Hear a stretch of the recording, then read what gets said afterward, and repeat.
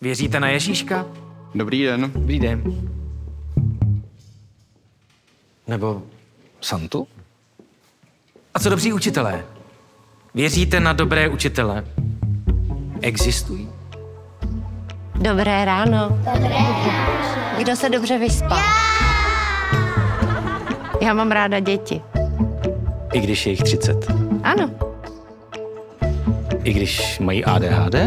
Ano. I když chtějí řešit klimatickou krizi? No ano.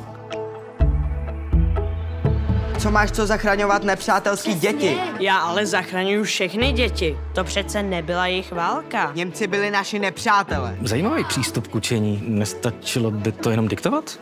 Diktovat, no. Vás to bavilo, to diktování ve škole? No, dobře, ale není to přece jenom zbytečně moc zábavy a málo učení? Proč by škola nemohla být i zábava, radost? No já jenom, aby to potom ty děti brali vážně. Já mám zkušenost, že když děti vtáhneme dovnitř do děje, takže se o to víc můžou naučit. Tak tohle už dávno není pravda. Dobří učitelé skutečně existují. A čím více si jich budeme vážit, tím víc jich bude pro naše děti.